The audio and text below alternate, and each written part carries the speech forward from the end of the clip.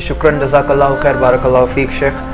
बहुत ही साफ़ अंदाज से आज हम यहाँ पर ये एपिसोड किए हैं। We began with the history, we began with the problems that a Muslim faces या फिर a Muslim creates unnecessarily in his own country, और बाद में हम उसके जो प्रोसीडिंग्स है उसके बारे में यहाँ पर डिस्कस किए। And at the end we discussed about the solutions to, और आप बहुत ही बेहतरीन अंदाज से आप हमें सॉल्यूशंस भी बताए कि हमें किस तरीके से यहाँ पर अपनी ज़िंदगी बितानी है, किस तरीके से हमारे मुल्क में हमें जीना है। बहुत बहुत शुक्रिया आपका शेख। वैसे मेरे प्यारे दोस्तों, हम आज के शो के आखिरी मोड़ पर आ चुके हैं, लेकिन मैं चाहूँगा शेख कि आप इस शो को ख़त्म करने से पहले हमारे घर बैठे नाजरीन जितने भी लोग आज इस शो को देख रहे हैं, चाहे वो मुस्लिम्स हो या नॉन मुस्लिम्स हो, मैं चाहूँगा कि आप उन्हें एक बेहतरीन मैसेज दें इस टॉपिक के ऊपर, that is the patriotism in the view of इस्लाम।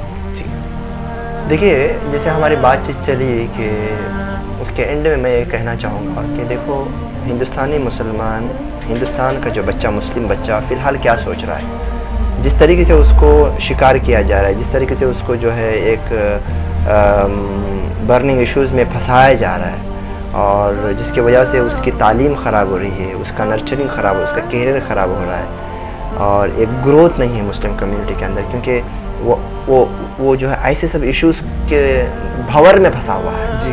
और वो बच्चा, एक नौजवान लड़का पूछता है अपने बड़ों से, क्या हमारे बड़े गद्दार थे? जी, ये सवाल पूछने पर मिसकंसेप्शन, यानी कि इस तरीके से मीडिया बता रही है, इस तरीके से दुनिया जो इंटरप्रिटेशन दे रही है कि भाई बच्चे आज पूछना शुरू किए माँ बाप से कि क्या माँ अब्बा अम्मी, क्या हमारे बड़े, हमारे जो एंसेस्टर्स, जी, बड़े लोग जो इससे पहले जो, हाँ, फोर फादर्स, क्या ये लोग गद्दार थे? मुल्क को इन लोगों ने जो है बेवफाई किया, जिसकी वजह से ये लोग ऐसा बोल रहे हैं। यकीन मानिए मेरे भाइयों, ये एक बहुत चुभता हुआ सवाल है। मैं अगर किसी को, आप किसी चलते हुए एक मुसलमान आदमी को पकड़ के कहो कि भाई क्या तू अपने कौम से मोहब्बत करता है क्या नहीं, क्या हिंदुस्तान से मोहब्बत है क्या नहीं, बोलो जय हिंद, या इससे मिलता जुलता और एक जुमला जो है स्लोगन्स, बहुत सारे स्लोगन्स, ऐसा बोलो, तो ये एक ऐसा सवाल है कि किसी मुसलमान से या किसी हिंदू से या किसी जैन से या किसी क्रिश्चियन से ये सवाल करना कि भाई तू अपने मुल्क से या हिंदुस्तानी होकर हिंदुस्तान से तो मोहब्बत करता है क्या नहीं, ऐसा है कि गोया के माँ के बच्चे से सवाल किया जाए कि तू अपने माँ से मोहब्बत करता है क्या नहीं। जी। दूसरे अंदाज में अगर मैं इसको अगर बताना चाहूँ कि एज ए मुस्लिम मैं इस्लाम पर मेरा भरोसा है, इस्लाम से मुझे मोहब्बत है, इस्लाम पर मैं प्रैक्टिस करने वाला हूँ, इसके लिए जान देने वाला हूँ, और मुझसे कोई पूछे ये रास्ते में गुजरने वाला, ए बोल ला इलाहा इल्लल्लाह, बोल तू मुसलमान है कि नहीं, बोल ला इलाहा इल्लल्लाह। अरे मेरे ईमान को, मेरे जज्बात को, मेरे जो है फीलिंग्स को, इस आदमी के लिए मैं यहाँ पर मुझे उसको रिसाइट करना है। जी, यानी कि सारी मोहब्बत को मेरी, सारे मेरे एक विल पावर को दिखावे में बदलना चाहिए, और एक सेंटेंस में आपने जोड़ दिया है। जी यार, मैं तो सुबह उठते ही कह सकता हूँ, मैं रात में सोने में इसको याद करता हूँ, मेरे रग रग में ये जुमला बसा हुआ है, और तुम मुझे यहाँ पर इसको फोर्स कर रहे हो। तो ये एक माहौल से हम गुजर रहे हैं। तो हमें अपने कौम को, यानी मुस्लिम समाज को मैं ये कहता हूँ कि भाई देखो, यहाँ पर डरने की जरूरत नहीं, और यहाँ पर गैर मुस्लिम ब्रदर्स को मैं बता रहा हूँ कि भाई ये कौम ऐसी है, हिंदुस्तानी जो मुस्लिम कौम एक ऐसी कौम है जिसमें अशफाकुल्ला खान गुजरे हैं, जिसमें फजलुर रहमान खैराबादी गुजरे हैं,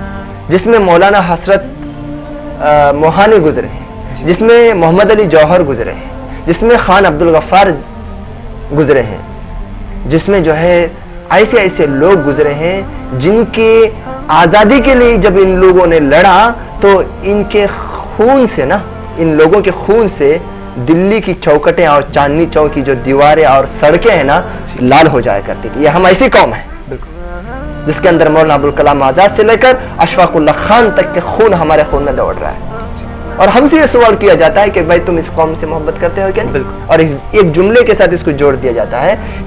यहाँ पर हम अपने जो है लोगों को बतलाएं कि भाई ये कौम ऐसी है जिसके अंदर शाह वलीउल्लाह का खून है, ये कौम ऐसी है जिसमें शाह इस्माइल का खून है, शाह अब्दुल अजीज। आपको मैं बता दूं ब्रदर निताज, इस यू चैनल के माध्यम से, देखिए एक ज़माना ऐसा था, अगर आप हिस्ट्री को अगर स्टडी करेंगे तो जब अंग्रेज़, जब ब्रिटिश इस इंडिया में आए तो इंडिया की कौम गुलामियत को कबूल कर चुकी थी, यानी कि अडॉप्ट कर चुकी थी कि भाई हमको इनके अंडर ही में रहना है, गुलाम है। हाँ, अपने आप को उनके सिस्टम में अपने आप को सेट कर चुकी थी।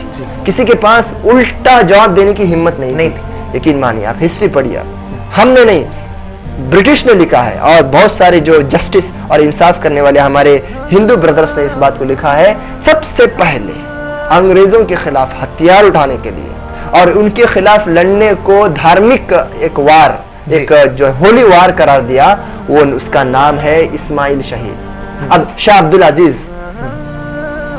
अब्दुल अजीज शहीद, ये एक ऐसे मुफ्ती थे उस जमाने के, जिन्होंने हिंदुस्तानी मुसलमानों को आवाज दिया कि अब ब्रिटिश के खिलाफ होली वार तुम पर कंपलसरी है। देखिए, हम लोग जब इधर सम्मान counselling centre, family counselling centre को जब ओपनिंग कर रहे थे, इसके बारे में जब प्लान कर रहे थे, तो हम लोग इंडिया में जो बड़े बड़े लीडर से हम लोग मिले, लीडर्स मतलब पॉलिटिकल लीडर नहीं, जो जेन्युइन, जो हमारे जो हिस्टोरिकल, जिनके पीछे एक बहुत बड़ी जो आज़ादी से इनका ताल्लुक, उसमें से एक ताल्लुक है, एक बहुत बड़ी पर्सनालिटी थी, मौलाना ज़हीरुद्दीन नासिरी। ओके, ये उमराबाद जो है वहाँ के उस्ताद रह चुके हैं। ओके, और हम लोग उनके पास गए, तकरीबन 1-1.5 साल पहले उनकी वफ़ात हुई, 100 साल से ज़्यादा उन्होंने जिया। ओके, हम लोग सारी टीम हमारे उनके पास गई और उनसे मुलाकात की। उनके बारे में मुझे मेरे एक साथी ने बतलाया कि भाई वो जंग आज़ादी में लड़े हुए आदमी। ओके, और उनकी पीठ के ऊपर अंग्रेजों का मारा हुआ चाकू का निशान भी है।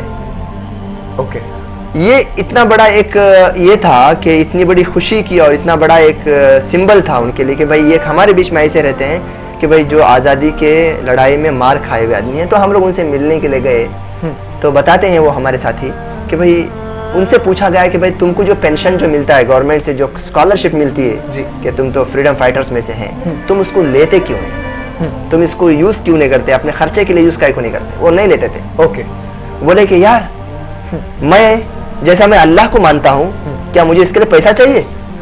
मैं अपने दीन से मोहब्बत करता हूँ, क्या मुझे इससे पैसा चाहिए? मैं अपनी माँ से मोहब्बत करता हूँ, क्या मुझे पैसा देकर मुझे वो खुशी मिलेगी?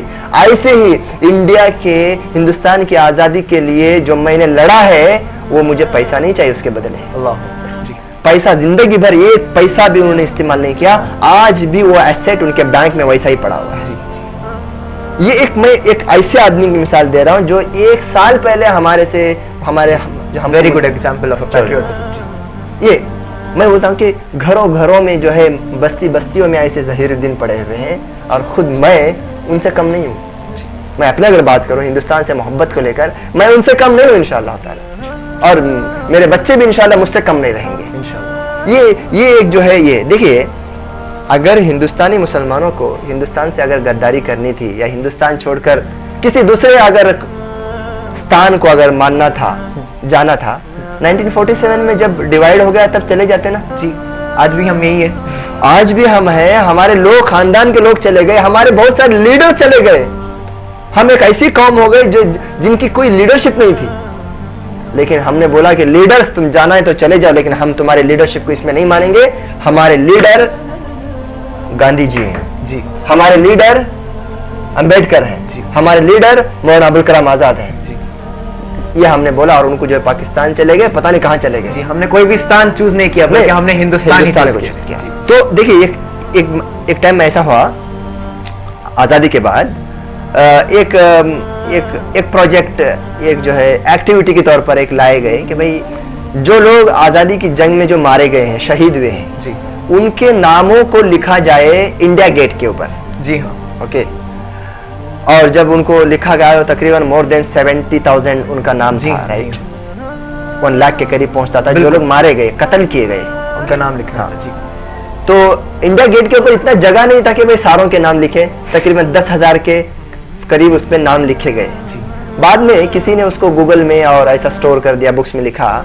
यकीन मानिए मेरे भाइयों, आज भी अगर गूगल में आप जाइए, सिर्फ अब्दुल्ला या मोहम्मद या अद्दीन, सिराजुद्दीन और जलालुद्दीन ऐसा मारो, आपको यकीन मानिए 50% से ज्यादा ये ऐसे लोग मिलेंगे, अब्दुल्ला, मोहम्मद और ऐसे मिलेंगे। सुभान अल्लाह। ये है हमारी कौम, ये है इस दुनिया के मिट्टी से हमारी मोहब्बत, जिसको कोई भी अल्फाज में या जुमलों में या किसी पैसों से उसको तोल नहीं सकता।